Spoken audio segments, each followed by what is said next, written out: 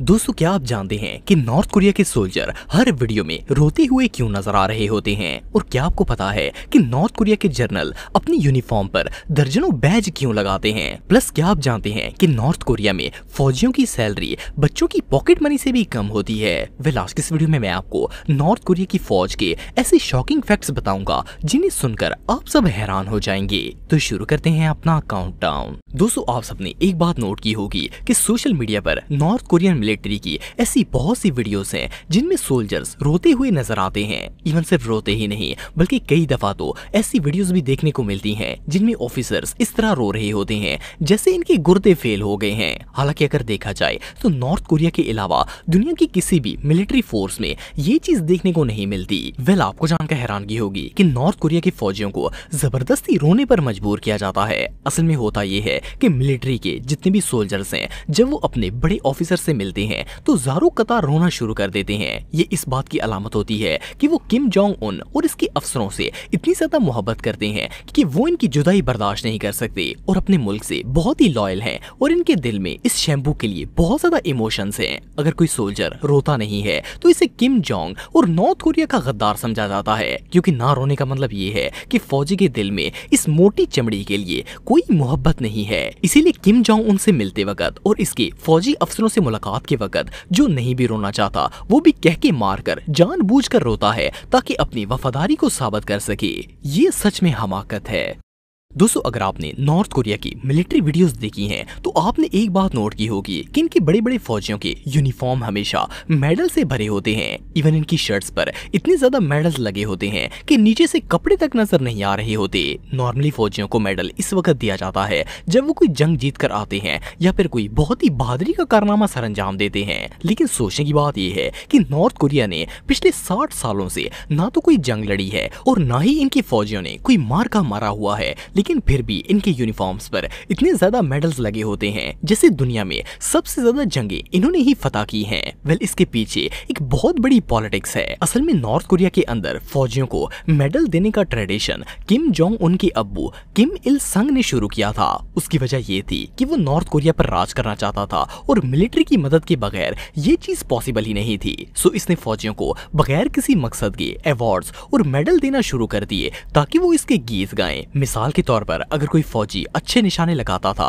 और इसमें माहिर होता तो इसे भी मेडल दिया जाता। इसके अलावा किसी का डिसिप्लिन अच्छा होता तो भी इसे मेडल दिया जाता। इवन किम का अब्बा फौजियों को बेतुके ही मेडल बांटता रहता था। सोल्जर इससे इतना मोटिवेट होते कि इससे अपना खुदा मान लेते थे। आज भी नॉर्थ कोरिया की मिलिट्री सेम इसी ट्रेडिशन को फॉलो करती है और इससे भी बड़ी हमाकत ये है कि मेडल्स का ये सिलसिला 3 जनरेशन तक चलता रहता है। इट मीन्स कि अगर किसी फौजी को 20 या 30 मेडल मिले हैं तो जब इसका बेटा फौजी बनता है तो इसके बाप के सारे मेडल्स इसकी शर्ट पर चिपका दिए जाते हैं। और इवन जब तीसरी नस्ल आती है तो इसके दादे और बाप दोनों के मेडल से नवाजा जाता है, फिर चाहे इसके अंदर कोई काबिलियत हो ही नहीं। अब इससे बड़ी हमाकत और भला क्या हो सकती है?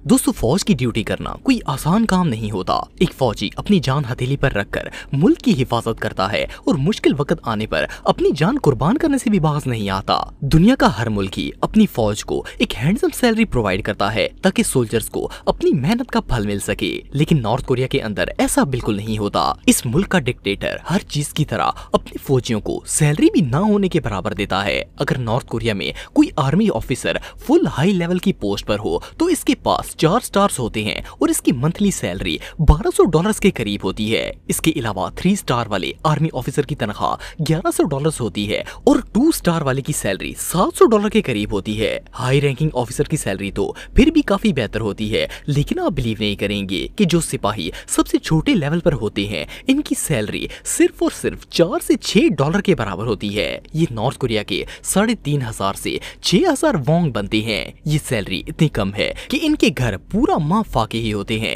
इवन सिपाहियों की शक्लें देखकर ही अंदाजा लगाया जा सकता है कि इन्हें 2 वक्त की रोटी भी नसीब नहीं होती होगी। और अगर किसी सिपाही को अपनी सैलरी में $1-1.5 बढ़वाना हो तो इसके लिए उसे पूरा महीना एक्स्ट्रा काम करना पड़ता है। ये रियली अनबिलीवेबल है। दोस्तों दुनिया के हर मुल्क की फौज के अंदर सोल्जर्स को हमेशा अच्छे से अच्छा खाना प्रोवाइड किया जाता है ताकि वो हेल्दी रहें। इवन पाकिस्तान में भी जब कोई बंदा फौज में भर्ती होता है तो इसे अच्छी रिहाइश, बेहतरीन खाना और तमाम सहूलियात मुहैया की जाती हैं। लेकिन नॉर्थ कोरिया में ऐसा नहीं होता। इस मुल्क में फौजियों को दूसरी सहूलतें तो दूर, खाना तक ठीक से नहीं दिया जाता। अगर आप नॉर्थ कोरिया मिलिट्री की वीडियोस देखेंगे तो इसमें सोल्जर्स की बॉडी को देखकर अंदाजा लगाया जा सकता है कि ये कितना खाना खाते होंगे। इनकी हालत देखकर ऐसा लगता है जैसे कई दिनों के भूखे हैं। असल में बेचारों के साथ बहुत ही बुरा सलूक किया जाता है। खाने के टेबल्स पर फौजियों की लाइंस लगी होती हैं और ये इतनी लंबी होती हैं कि अक्सर फौजियों की बारी आने तक खाना ही खत्म हो जाता है और वो बेचारे फाके ही काटते रहते हैं। इसकी वजह ये है कि नॉर्थ कोरिया में मिलिट्री बहुत ज्यादा है लेकिन फौजियों के हिसाब से खाने का बजट बहुत ही कम बनाया जाता है। इसलिए ज्यादातर सोल्जर्स को पेट भरकर खाना भी नसीब नहीं होता। सिर्फ इतना ही नहीं बल्कि इन फौजियों को रहने के लिए जो कैंप्स दिए जाते हैं वो भी बहुत ही छोटे होते हैं और एक कैंप में 15 से 20 सोल्जर को रखा जाता है। नॉर्थ कोरिया का लीडर तो खा खा के फूलता जा रहा है और फौजी फाके काट रहे हैं। अब इससे बदतर जिंदगी और भला क्या हो सकती है। दोस्तों चाहे पाकिस्तान हो या दुनिया का कोई भी मुल्क, हर जगह पर ही लोग अपनी मर्जी से फौज में जॉब के लिए अप्लाई करते हैं। लेकिन नॉर्थ कोरिया का ये रूल है कि जब वहाँ कोई बच्चा पैदा होता है तो इसे फौज की ट्रेनिंग जरूर करनी पड़ती है।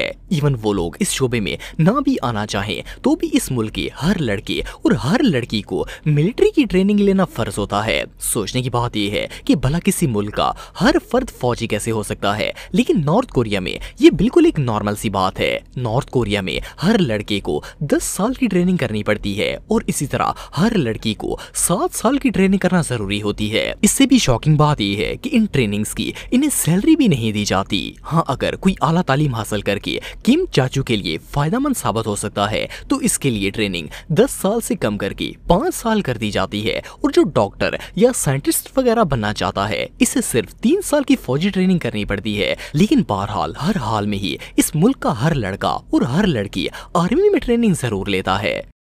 तो अगर यूनिफॉर्म की बात की जाए तो ये किसी भी मिलिट्री की पहचान होता है। कोई भी सोल्जर अपनी यूनिफॉर्म को पहनकर बहुत ही प्राउड फील करता है। इस बात में कोई शक नहीं है कि मिलिट्री की यूनिफॉर्म की एक अलग ही बात होती है।